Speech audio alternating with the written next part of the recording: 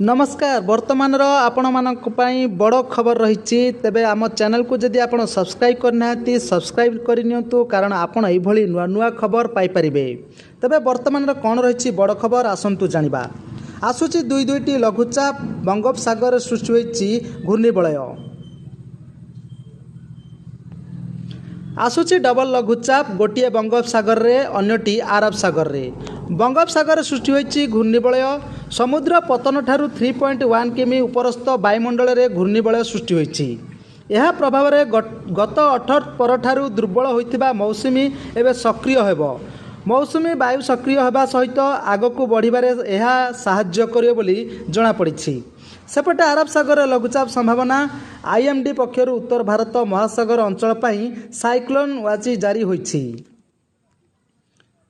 आसंता 2 सप्ताह मध्य समुद्र रे लघुचाप बा अवपात सृष्टि हेबार स्वल्परू मध्यम धरणर संभावना रही। विशेषकर आरब सागर उपरे पाणीपाग विभाग नजर रखिछि। तेबे आम खबर आपन को किभली लागला जदि भल लागितबा आपण शेयर करिवे लाइक करिवे आम चैनल को सब्सक्राइब करने को भूलिबेनी।